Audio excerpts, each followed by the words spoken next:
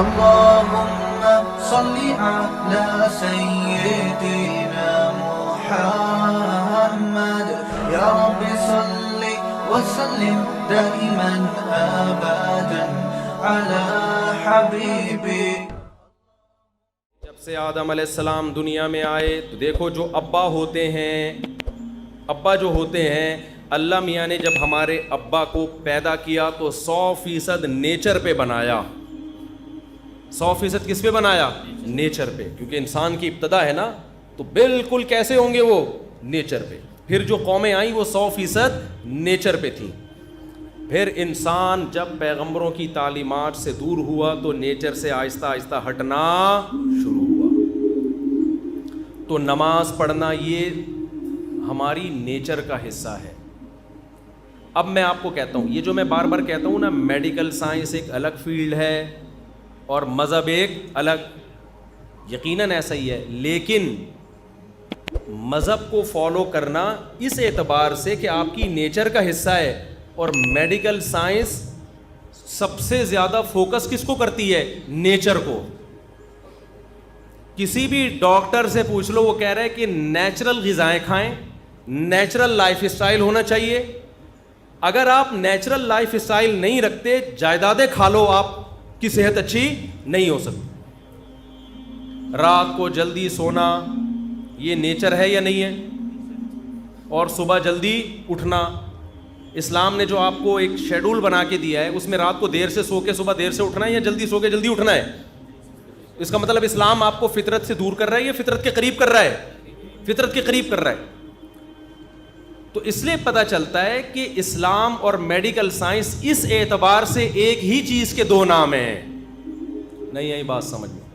اگر آپ کو اپنی صحت کو بھی مینٹین رکھنا ہے، انسان کا بچہ بن کے زندگی گزارنی ہے، ہر لحاظ سے فٹ رہنا ہے، تو آپ کو بالآخر اسلام ہی کو فالو کرنا پڑے گا. اس کے بغیر آپ صحت مند بھی نہیں ہو سکتے. تو روزہ جو اللہ نے فرض کیا نا، نماز، یہ ہماری صرف روح کی ریکوائرمنٹ نہیں ہے، یہ ہماری باڈی کی بھی ریکوائرمنٹ ہے. سمجھتے ہو کہ نہیں سمجھتے؟ سچ بولنا یہ صرف ہماری روح کی ریکوائرمنٹ نہیں ہے، یہ ہماری باڈی کی بھی ریکوائرمنٹ ہے. اب میں آپ کو مثال دیتا ہوں. آپ کہیں گے مفتی صاحب ابھی تو آپ کہہ رہے تھے چوری کا انڈا کھاؤ یا حلال انڈا کھاؤ، پروٹین تو سیم پیدا ہوں گے، تو پھر مذہب چوری کا انڈا کھانے سے منع کیوں کر رہا ہے؟ بھائی صرف آپ کو پروٹین کی ضرورت نہیں چاہیے، مینٹلی ہیلتھ بھی چاہیے. وہ چوری کر کے وہ مینٹلی ہیلتھ آپ کو حاصل نہیں ہو سکتی، کیونکہ نیچر کے خلاف ہے حرام کھانا. آپ کی باڈی ڈسٹرب ہوگی، آپ بے سکونی میں جاؤ گے. ہو سکتا ہے آپ پروٹین کا ایک کنستر بن جاؤ، گھی کا ڈبہ بن جاؤ آپ، لیکن آپ خودکشی سے مرو گے. چوری کرنے والے کبھی بھی سکون میں نہیں ہوتے. میڈیکل سائنس کوئی فرق نہیں کرتی نکاح اور زنا میں، کہتی ایک سیم پروسیس ہے، نکاح میں بھی وہی، زنا میں بھی وہی. لیکن حقیقت یہ ہے کہ زنا کرنے والے اسٹریس اور ڈپریشن میں جاتے ہیں، نکاح کرنے والے اتنی ٹینشنیں لے کے بھی وہ ٹینشن نہیں لیتے، کیونکہ نیچر ہے. بہت مشکل ہے بھائی، رہنے دو یار.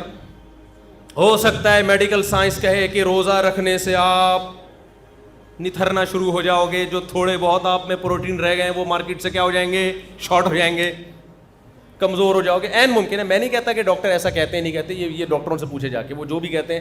ہم نے تو مذہب کو فالو کرنا ہے نا، روزہ تو رکھنا ہے، وہ تو اللہ کے حکم پہ رکھنے، ڈاکٹروں کے مشورے تھوڑی رکھنے ہیں. ہو سکتا ہے وقتی کمزوری ہو سکتا ہے وقتی نقصان ہو، لیکن نتیجے کے اعتبار سے نقصان بولو نہیں. روزہ صحت کے لیے نقصان دہ ہوتا تو یہ نیچر کے خلاف ہوتا، نیچر کے موافق نہیں ہوتا. پھر قرآن کا یہ دعویٰ غلط ہو جاتا، فطرت اللہ التی فطر الناس علیہا، یہ انسان کی وہ نیچر ہے جس پہ میں نے انسان کو پیدا کیا، اسلام. تو اسلام ایسی بات کا آرڈر نہیں دے سکتا جو انسانیت کے لیے فائدہ کے بجائے کیا ہو؟ نقصان ہو. تو یہ جو پھوڑنا پھاڑنا ہے نا، اتنا پھوڑ رہے ہو، یہ آپ کی صحت کے لیے نقصان دہ ہے. رسول اللہ صلی اللہ علیہ وسلم نے فرمایا بدترین برتن اللہ کی نظر میں، بدترین برتن جو بھرا ہوا ہو وہ انسان کا معدہ ہے. سمجھ میں نہیں آ رہی بات؟ اللہ کو کوئی ٹرے چاولوں سے بھری ہوئی ہو نا، فل بھری ہوئی، اللہ کو بری نہیں لگے گی. وہ کوئی دیگ اتنی بھری ہوئی ہو, اوپر تک ڈھکن ہی نہ بند ہو رہا ہو, اللہ کو بری. کوئی شاپر بریانی سے بھرا ہوا ہو, اللہ کو برا نہیں لگے گا.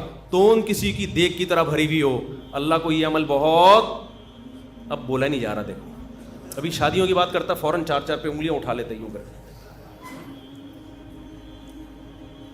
نہیں آ رہی نا بات.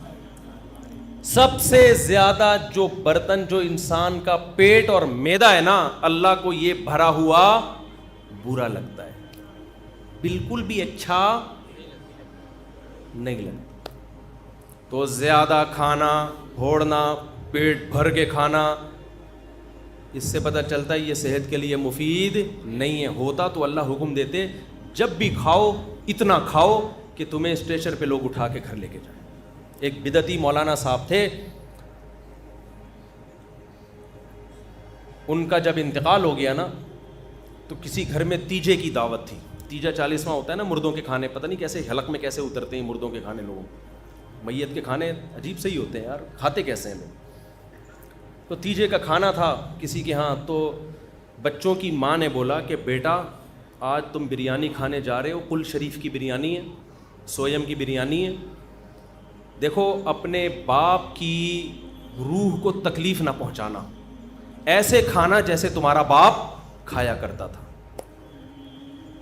تمیز سے کھانا, پھوڑ پھاڑ کے آنا, تاکہ تمہارے باپ کی روح کو قبر میں کیا ملے, سکون ملے. بچے گئے, کھانا شروع کیا, بہت کھایا, کھائے جا رہے ہیں. ماں کی نصیحت یاد آ رہی ہے, کوئی کھانچا خالی نہیں ہونا چاہیے. اتنا کھا لیا کہ اب چلا نہیں جا رہا. مدت ذلہ العالیہ, جو سامنے آیا کھا لیا. دامت برکاتہم العالیہ, جو ملا کھا لیا. کھا کے جب یہاں تک اب چلا ہی نہیں جا رہا, تو ان کا خیال ہوا اب 2 بندے نا ان کو سہارے پہ لے کر آ رہے ہیں, پاؤں کھسٹ رہے ہیں زمین. ان کا خیال ہوا ماں کی طرف سے آج شاباش ملے گی. جب گھر میں گئے ماں نے ایک تھپڑ لگایا, بغیر تو تمہارا باپ اسٹریچر پہ لوگ اس کو اٹھا کے لاتے تھے اور تم چل کے آ رہے ہو, تم نے باپ کی روح کو تکلیف پہنچائی. یہ تو ایک چٹکلا ہے, لیکن آپ شادیوں میں کھانے کا حساب کتاب دیکھو, بہت افسوس ہوتا ہے. میں آپ لوگ کے علاوہ کی بات کر رہا ہوں, آپ کو تانے نہیں دے رہا. خدا کے بندو اپنی پلیٹوں میں اتنا بھرا کرو جتنا تمہارا پیٹ ہے, اتنا بھر لیتے ہیں بعض لوگ ہوس میں کہ کہیں اگلی ٹرپ میں ختم نہ ہو جائے. عزت کے ساتھ 2 نوالے کھا لینا جس میں آپ کو لیگ پیس نہ ملے, یہ ان بھری ہوئی پلیٹوں سے جس میں کوئی کیمرہ لگا کے دیکھ رہا ہو تو آپ کی عزت جائے. خدا کی قسم یہ 2 نوالے بہتر ہیں اس سے. تو اللہ تعالیٰ کیا چاہتے ہیں, مسلمان طبیعت سے پھوڑا کریں یا تھوڑا کھایا کریں. تو ہماری جو نیچر ہے نا, جو قدیم مذہب ہے, قدیم مذہب اسلام ہے, روزے ہیں, اس میں کم کھانا ہے, زیادہ کھانا نہیں ہے. انسان جب دنیا میں آیا کم کھاتا تھا, بعد میں پھوڑنا پھاڑنا شروع کیا اس نے. اللہ ڈاکٹروں کو بھی ہدایت ہے, ہم سے تو اچھے ہی ہوں گے, میں میڈیکل سائنس میں ٹانگ نہیں اڑاتا, ڈاکٹروں کی فیلڈ ہے. جب کو غریب آدمی بھی جائے گا, یہ بھی کھا لو, وہ بھی کھا لو, یہ بھی کھا لو, یہ صبح یہ کھایا کرو. ہم جب اسکول میں پڑھتے تھے تو سائنس کا ٹاپک جب آیا نا, تو اس میں ناشتے میں کیا ہونا چاہیے, یہ اتنے مکھن, اتنے ڈبل روٹی, اتنے فلانا, اس پر ڈبل روٹی بھی ہوتی تھی اس میں. اب تو شاید ڈبل روٹیاں نکال دی ہیں ڈاکٹروں نے. پھر دوپہر یہ ہونا چاہیے, پھر شام کو یہ ہونا چاہیے. ہم نے کہا بھائی یہ کیا کر رہے ہیں, یہ کیا کھلا رہے ہیں ہم کو. لیکن ہم سمجھتے تھے کہ یہ ضروری ہے صحت کے لیے. ہمیں قرآن میں حدیث میں 2 ٹائم کے کھانے کا تذکرہ ملتا ہے. ناشتے کا لفظ عربی زبان میں قدیم عربی میں نہیں ہے, یہ بعد میں آیا ہے. یہ گوروں کے, انگریزوں کے دنیا پہ جب حکومت ہوئی ہے نا, اس کے بعد ناشتہ بھی آیا, چائے بھی آئی, بسکٹ بھی آئے, ڈبل روٹیاں بھی آئی. یہ مسلمانوں کا کلچر نہیں ہے. ہمارا کلچر نمکین لسی تھا, کولڈ ڈرنک نہیں تھا. ہمارا کلچر روٹی تھی, اور وہ بھی بغیر چھنے آٹے کی روٹی, چکی کے آٹے کی روٹی. باپ دادا سے پوچھ لو اپنے, ڈبل روٹیاں ہمارا کلچر نہیں تھا. یہ گوروں کے آنے کے بعد ہم, کیونکہ وہ تو ہم تو اسلام کو فالو کرتے تھے نا, ہمارے باپ دادے. ہمارے حضرت فرمایا کرتے تھے, ہم ناشتہ جانتے نہیں تھے ہوتا کیا ہے. ہمیں تو بعد میں جب انگریز آیا ہے نا, ہمارے باپ دادے بتایا کرتے تھے. وہ اس وقت بھی ہمارے حضرت کے دور تک ناشتہ کا رواج نہیں تھا. اب صبح اٹھ کے کہتے ہیں کھانا بہت ضروری ہے, خالی پیٹ نہیں رہنا چاہیے. کچھ بھی نہیں ہوتا میرے بھائی خالی پیٹ سے. بھوک سے لوگ نہیں مرتے, بہت کم ریشو ہے بھوک سے مرنے والوں کا. جتنے لوگ مر رہے ہیں نا, کھا کے مرے ہیں, سارے کھا کے مرے ہیں. شوگر بھوکا رہنے سے ہوتی ہے, کھانا کھانے سے ہوتی ہے. اچھا, لوگ میرے بیان پہ جب اعتراض کرتے ہیں تو ان سے میں ایک بات کہتا ہوں, کائنڈلی کسی بھی چیز کی پوری تحقیق کر لیا کریں اور بندے کا مطلب سمجھا کریں. میں نے ایک دفعہ بیان میں کہا جو میٹھا بہت کھاتے ہیں شوگر ہوتی ہے, تو کسی نے کہا میٹھا کا شوگر سے کوئی تعلق نہیں ہے. مجھے پتا ہے میٹھے کا شوگر سے کوئی تعلق نہیں ہے, میٹھا کھانے سے شوگر نہیں ہوتی, لیکن میٹھا کھانے سے وزن بڑھتا ہے, اور وزن بڑھنے سے کیا ہوتی ہے, شوگر. تو اتنے بیوقوف ہم ہیں نہیں جتنے لوگ سمجھ رہے ہیں ہمیں. میٹھا کھانے سے وزن تو بڑھے گا نا, اور وزن تو ہر بیماری, کینسر وزن بڑھنے سے ہوتا ہے. تو اتنے بیوقوف ہم ہیں نہیں, تبصرہ کرنے سے پہلے تھوڑا سا سوچ لیا کرو. ویٹ بڑھنا ہے, ویٹ تو ویٹ کھانا کھانے سے بڑھتا ہے یا کھانا چھوڑنے سے بڑھتا ہے؟ کھانے سے بڑھتا ہے, کھانے سے بڑھتا ہے. اوپر جتنے جائیں گے نوالے اتنا ویٹ بڑھے. تو اس لیے میں جو اصل بات, یہ میرا آخری بیان ہے نا آج کرنے, پھر میرا سفر ہے, پھر میں رمضان میں آؤں گا, یعنی بیچ میں آؤں گا رمضان کی. سنو میری بات, آخری بات بالکل سچی مچی کی آخری. دیکھو یہ جو رمضان ہے نا, اللہ نے آپ کو موقع دیا ہے روحانی طاقت کے لیے بھی اور جسمانی طاقت کے لیے بھی. اس رمضان میں روحانی کام بھی کرو, گناہ چھوڑو.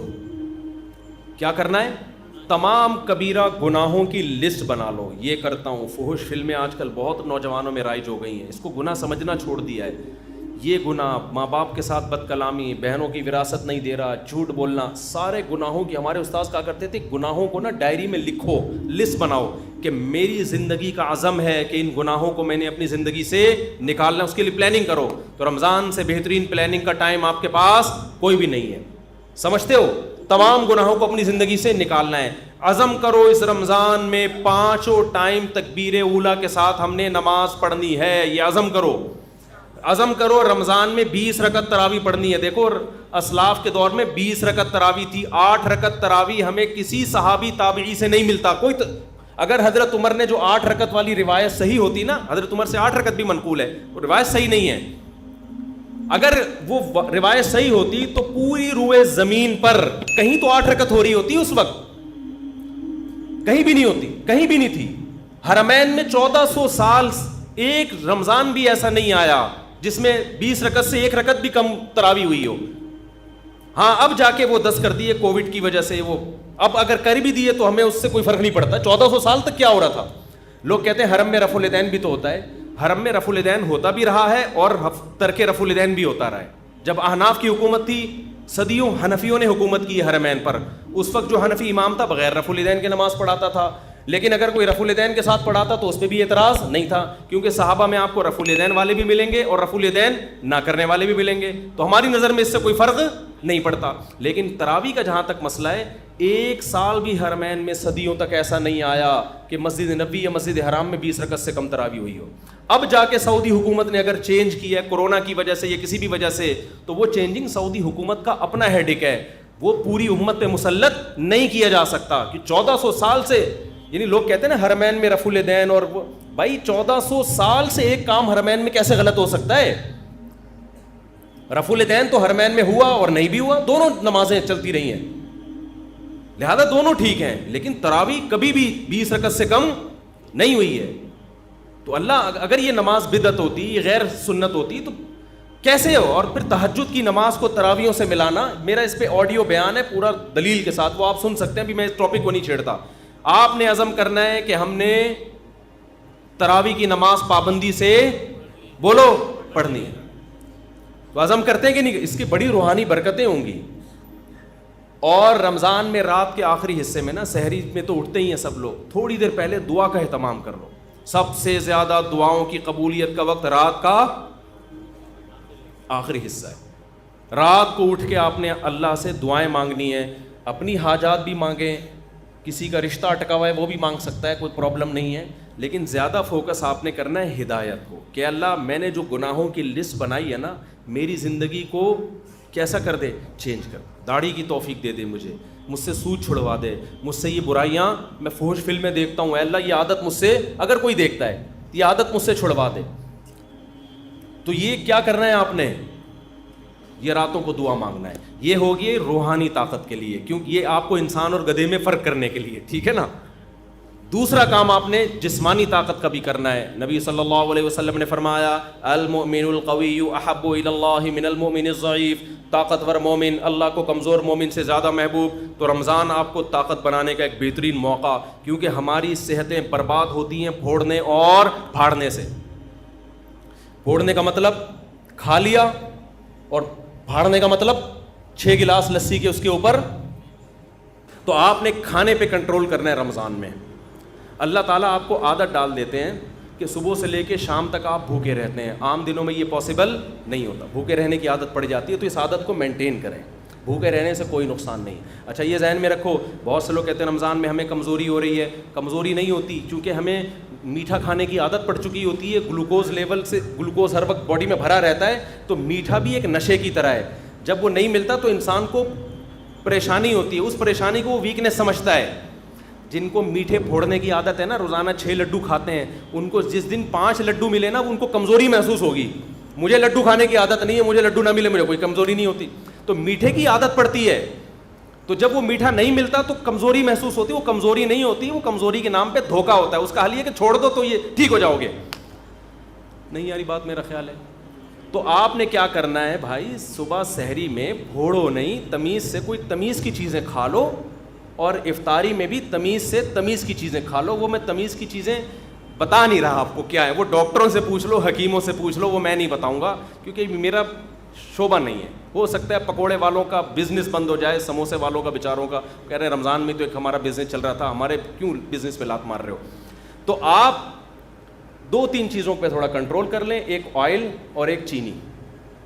سمجھتے ہو, کوکنگ آئل کو چھوڑ دو, نکال دو اپنے سے. یہ کوکنگ آئل جو بازار کی چیزیں جو بھی آ رہی ہیں نا, یہ خوب سمجھ لو یہ بزنس ہے, اس کا آپ کی صحت سے کوئی تعلق نہیں. کل میں نے دیسی گھی اپنے گھر میں خود نکالا, میں نکالتا رہتا ہوں, حالانکہ مجھے گفٹ میں بھی لوگ دے جاتے ہیں دیسی گھی, پھر بھی میں گھر میں اپنے ہاتھوں سے نکالتا ہوں. میری گائے ہے, میری بکری ہے, اسی کا بکری کا گھی بھی نکالا اور گائے کا گھی بھی نکالا. کل میں نے اس کا ولاگ بنا کے سوچ رہا ہوں چینل پہ ڈال دوں, بنا لیا, سوچ رہا ہوں چینل پہ ڈال دوں. اور اس میں بتا رہا ہوں کہ میں گھی نکالنے کے طریقے نہیں بتا رہا, یہ نیٹ پہ آپ کو بہت اچھے مل جائیں گے. میں صرف یہ بتا رہا ہوں کہ آپ گھر میں جب فارغ ہو نا, تو ان ایکٹیویٹیز میں اپنے آپ کو کھپائیں. PUBG سے آپ کی جان چھوٹ جائے. ایک واشنگ مشین لے لے, 10-15 ہزار کی پلاسٹک کی آتی ہے. جلدی جلدی بتا دوں, دودھ بوائل کیا آپ نے, ملائی نکال کے جمع کرتے رہیں, گھر والوں سے کہیں, وہ جب فریزر میں اوپر جمع ہو جائے گی تو پھر ایک دن نکال کے اس کو واشنگ مشین میں الٹا کر کے ڈال دیں, اور آپ اللہ بھلا کریں, نیٹ پہ سارے طریقے آپ کو مل جائیں گے. اور پھر آپ نے جلدی سے اس میں ٹھنڈا پانی ڈالا اور واشنگ مشین کو ڈرون کر کے گھما دیا, اوپر مکھن آ جائے گا, مکھن نکال کے گرم کیا گھی. پہلے زمانے میں یوں کر کے نکالتے تھے, اس میں اپنا گھی زیادہ نکلتا تھا, گائے کا گھی کم نکلتا تھا. اب یہ سہولت سائنسی ترقی سے ہو گئی ہے کہ واشنگ مشین پلاسٹک کی لے لیں یا کوئی بھی اسٹیل کی, ڈرون گھمایا, نکال لیں. جب تک دکانوں سے اور بازاری چیزوں سے اپنی جان نہیں چھڑاؤ گے, صحت گئی تیل لینے, ٹھیک ہے نا. اور اب تو ڈاکٹر بھی کہہ رہے ہیں دیسی گھی کھاؤ بھائی, ڈاکٹر بھی کہہ رہے ہیں کہ یار یہ آرگینک چیزوں پہ آ جاؤ. تو یہ کام کریں گے, ذہن بھی خوش رہتا ہے انسان کا اس سے, اور فضول ایکٹیویٹیز سے بھی بچا رہتا ہے آدمی. تو اب تو ڈاکٹر بھی کہہ رہے ہیں کہ گائے گھر پال کے دودھ پی لو تو ٹھیک ہے, بازار کے بھینس کا کوئی بھروسہ, ٹیکے لگا کے پتہ نہیں کیا نکل, خیر ڈبوں سے پھر بھی بہتر ہے. تو آپ رمضان میں نا میٹھا کم کر کے اپنی صحت کو بہت اچھا بولو کر دیں. بازاری چیزیں کیا کر دو, چھوڑ دو. شربت پینا ہے تو شہد اور لیمن ڈال کے پی لیا کرو. میں بھی چینی پی لیتا ہوں, اتنا نیک میں بھی نہیں ہوں جتنا ممبر پہ لگ رہا ہوں آپ کو, لیکن کوشش تو کر سکتا ہے نا انسان, باتیں تو اچھی کرے نا آدمی. تو اس رمضان میں نا تھوڑا سا خوراک پہ کیا کر لو, کنٹرول کر لو, اچھی چیزیں کھا لو. اور جو غریب آدمی جو بیچارہ نہیں کھا سکتا, تو غریبوں کی صحت ویسے ہی ٹھیک رہتی ہے. یہ سارے مسئلے مالداروں کے ساتھ ہیں, جن کے پاس پیزا اور برگر کھانے کے بہت زیادہ پیسے ہوتے ہیں. غریب آدمی کو تو جو ملا کھا لیا, اور اس کی باڈی کو ٹھا کر کے لگتا بھی ہے کہ ملتا کم ہے نا بیچارے کو. وہ اگر 2 لڈو کھا بھی لے گا نا, تو سارا دن میں 2 لڈو کچھ نہیں کریں گے, وہ طاقت ہی دیں گے اس کو. تو جس کے پاس پیسے ہیں وہ بھائی آرگینک چیزوں پہ آ جائے, اور کھجور کو فوکس کرے افطاری میں, اور تلی ہوئی چیزوں کو تھوڑا مارکیٹ سے شارٹ کر دے. کچھ نہیں مرے گا انشاءاللہ. آپ سمجھیں گے میں مر جاؤں گا, ایسا نہیں ہوگا. وقتی کمزوری ویکنس ہوگی آپ کو, لیکن 1 مہینے بعد جب آپ دیکھیں گے نا یار یہ تو کیا ہو گیا, ہٹو بچوں, آپ کی آنکھوں میں نگاہیں تیز ہو جائیں گی, سماعت بڑھ جائے گی, ایسی باڈی ایکٹیو ہو جائے گی, آپ کو لگے گا میں مفتی صاحب جو 4 شادیوں کی بات کرتے ہیں غلط نہیں کرتے, بہترین بات کی تھی مفتی صاحب. ابھی تو آپ کو لگے گا یار یہ کیسی باتیں کرتے ہیں مفتی صاحب 4 شادیوں کی. تو آپ ذرا 1 مہینہ روزہ رکھ کے دیکھیں نا, تمیز سے, پھوڑنا پھاڑنا کم کر دیں, کھجلے پھینیاں نہ کھائیں سحری میں, تمیز کی چیزیں کھا لیں. وہ ڈاکٹر حکیموں سے پوچھیں کیا کھانا ہے, تو تمیز کی چیزیں کھا کے اپنی صحت کو کنٹرول کریں. تھوڑی سی توندیں تھوڑی سی پچکیں گی, تھوڑا کولیسٹرول لیول کم ہوگا, یا کولیسٹرول کم نہ بھی ہو فیٹ تھوڑا کم ہوگا, تھوڑے نتھریں گے, تھوڑے باریک ہوں گے, تھوڑا وزن کم ہوگا, پھرتیلی آئے گی باڈی میں, ہٹو بچوں ہو جائے گا. آئی بس سمجھ کیا ہو جائے گا, ہٹو بچوں, ایسے فٹ فاٹ. جی ہاں وہ میں بھی اعلان کرتا ہوں اس کے بعد. تو یہ بھی آپ کو رمضان میں اللہ نے چانس دیا ہے. اللہ تعالی ہمیں روحانی اور جسمانی دونوں صحتوں کو اس رمضان میں فوکس